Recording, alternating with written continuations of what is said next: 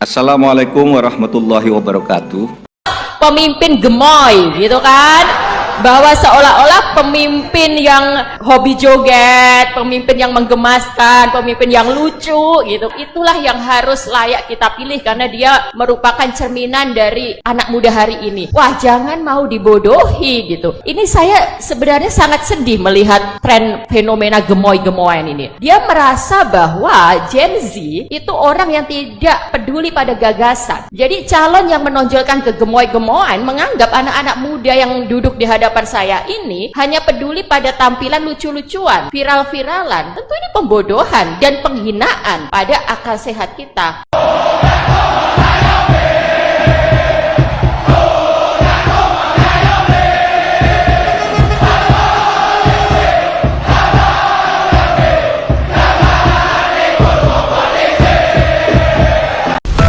Kami tidak punya pasukan khusus. Kami tidak bisa menggerakkan alat negara. Yang bisa adalah bergerak bersama rakyat. Kita bukan orang-orang yang bisa diinjak. Kita bukan orang-orang yang bisa ditendang. Kita bukan orang-orang yang bisa ditekan. Demokrasi punya haknya dan panjenengan bisa menentukan sendiri. Ini bukan cerita Ganjar, bukan cerita Mahfud, bukan cerita kekuasaan. Ini cerita tentang Indonesia ke depan. Ini tentang cerita bagaimana memenuhi hak atas suara rakyat.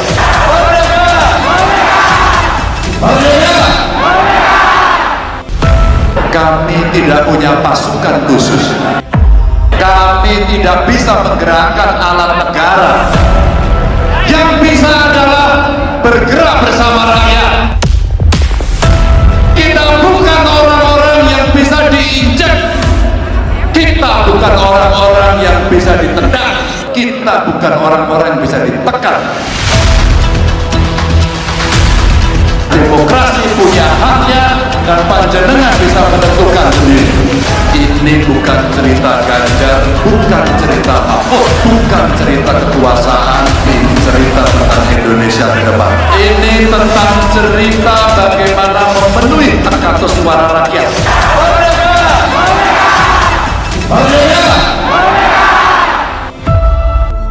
Tapi gini kan, berbeda pendapat tapi kepentingannya sama kan. Ya.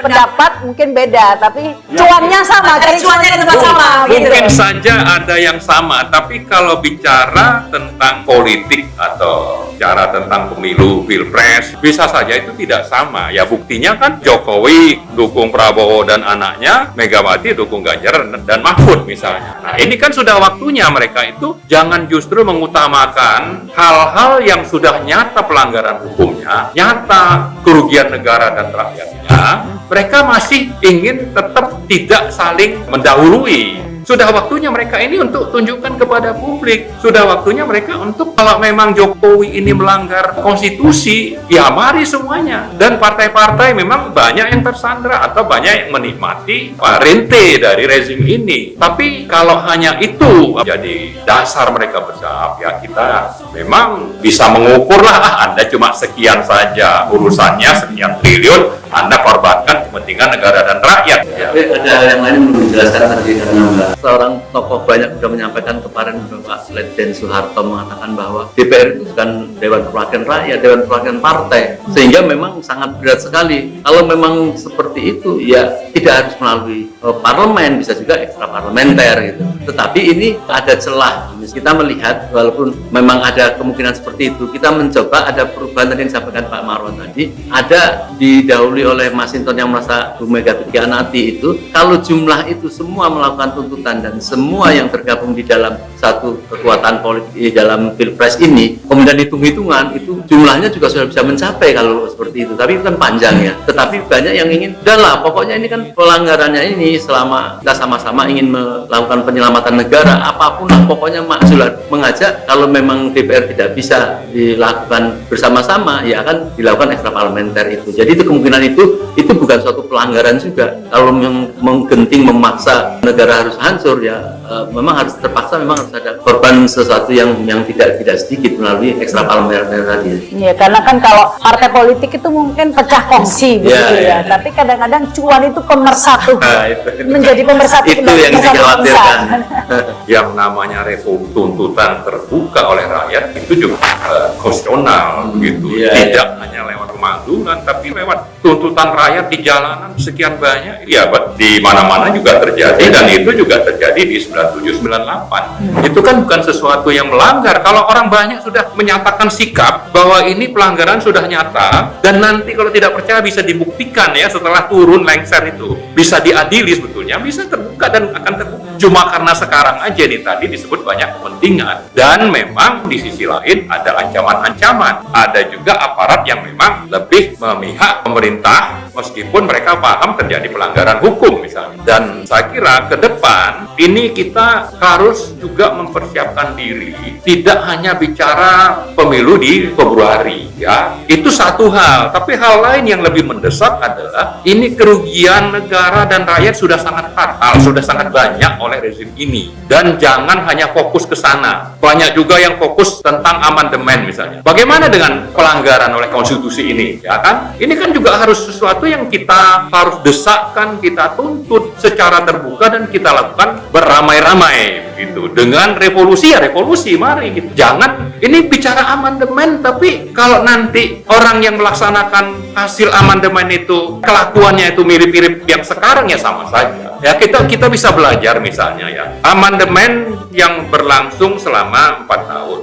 Sejak 98 sampai 2002 lahirlah Undang-Undang Dasar yang sekarang. Setelah itu ada yang namanya Presiden Megawati dan SBY, terutama SBY lah. Kemudian Undang-Undang Dasar yang sama itu juga menjadi dasar pemerintahan Jokowi yang sudah berlangsung 9 tahun. SBY, Jokowi bekerja menjalankan pemerintahan sesuai dengan Undang-Undang Dasar yang sama. Ya kan, kita bicara sistem yang sama, tapi subjek pelaksana yang berbeda, ya kan? Nah, artinya apa? Artinya kalau subjeknya sistemnya sendiri tidak bermasalah, tapi justru yang bermasalah itu subjek pelakunya, maka kondisi ini bisa kita bandingkan sebetulnya. Waktu Pak SBY itu tidak separah ini, pelanggaran konstitusi dan undang-undang juga, atau KKN itu tidak separah ini. Tidak seterang benderang ini. Iya, nah sekarang ini kan tutup-tutupi ya. Sangat parah. Jadi artinya apa? Artinya bahwa sistem memang perlu diperbaiki. Tapi kalau subjek pelaku sudah melakukan kerusakan sangat fatal,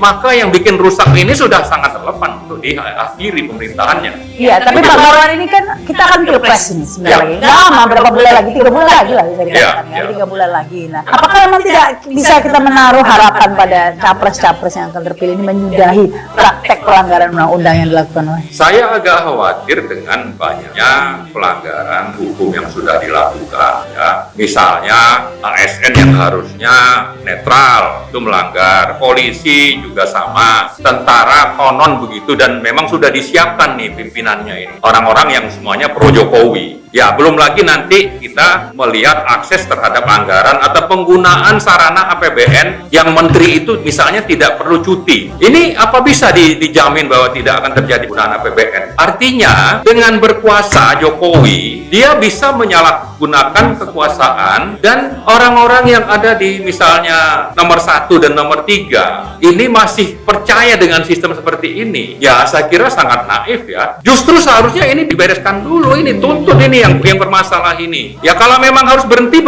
Jokowinya itu pemilu tetap ada, tapi pemilu tanpa Jokowi kan lebih baik, bisa lebih netral. Belum lagi kalau kita dengar ada DPT bermasalah sampai 50 juta. Sistemnya itu juga tidak bisa ada jaminan misalnya akan aman. Nah, karena itu seperti pertanyaan Mbak tadi, saya kira oke, kita mau pemilu, tapi pemilu yang seperti apa? Pemilu yang tanpa Jokowi misalnya, pemilu yang tanpa cawe-cawe, pemilu yang aparat yang memang harus netral itu benar-benar netral, seperti itu. Pak Ganjar memang jadi nomor 1 di Indonesia. karena memang sekarang kita udah banyak, karena apa, masyarakat sekarang udah cerdas semua, jadi mereka tahu siapa yang cerdas pilih siapa. Itu mungkin yang saya akan tanamkan kepada masyarakat. Sudah pasti kami dari PD, DPC Kabupaten Bandung ingin Pak Ganjar nomor 1 menjadi presiden untuk 2024 nanti. Saya datang ke sini bersama teman-teman yang lain dalam rangka untuk mendukung Pak Ganjar Pranowo, dalam rangka kan Pak Ganjar nanti mau mencalonkan diri menjadi presiden. Nah, kami bersama teman-teman insya Allah menjadi pendukung Pak Ganjar. Semoga nanti Pak Ganjar bisa menjadi presiden yang amanah, membawa Indonesia menjadi lebih maju lagi. Alhamdulillah warga di sini untuk acara pesta rakyat ini sangat antusias dan mereka sangat bahagia dengan adanya hiburan yang diadakan oleh sahabat Ganjar. Saya pribadi dengan saya pada masyarakat mungkin mereka juga sering berbicara supaya ketika Bapak Ganjar dan Bapak Mahfud menang di Pilpres sekarang, ya ekonomi di masyarakat lebih meningkat untuk pendidikan dan untuk orang-orang yang tidak mampu bisa lebih terbantu lagi. Kalau untuk kemenangan Pak Ganjar, semoga Pak Ganjar dan Bapak Mahfud MD menang 1 putaran.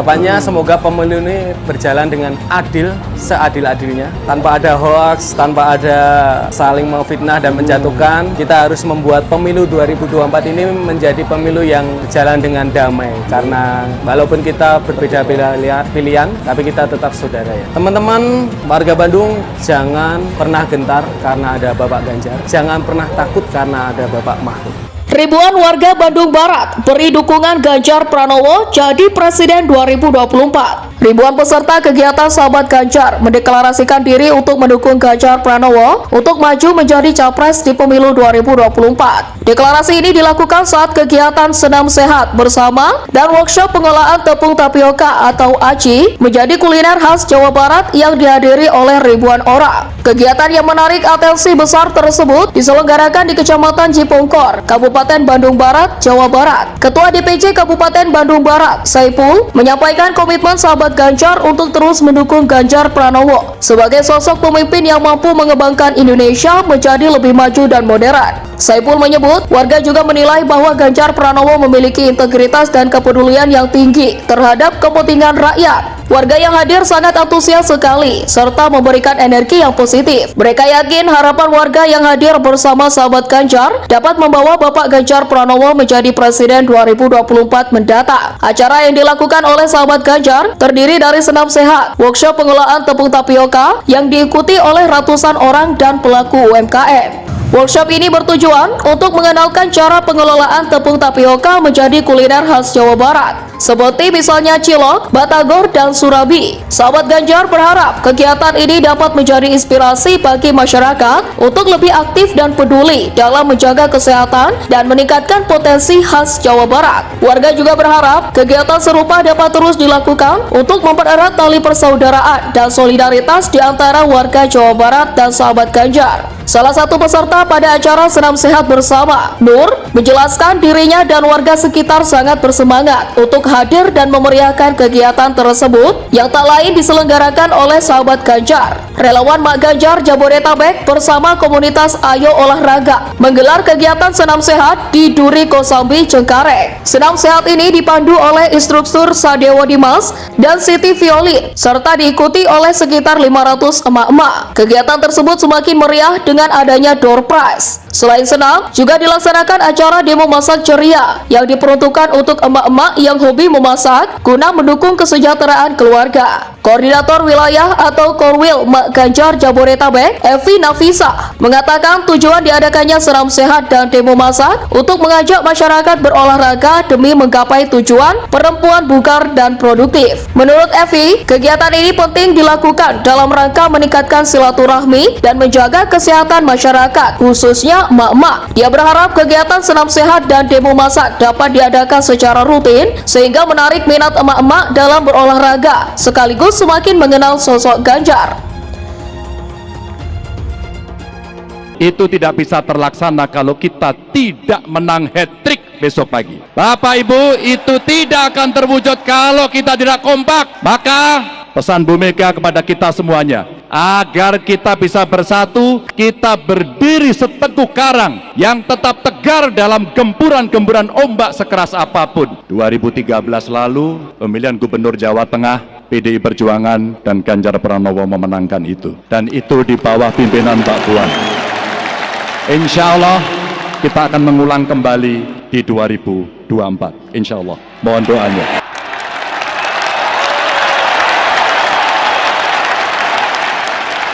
Semoga Allah senantiasa menuntun kita di jalan yang diridhoinya. Wassalamualaikum warahmatullahi wabarakatuh. Terima kasih.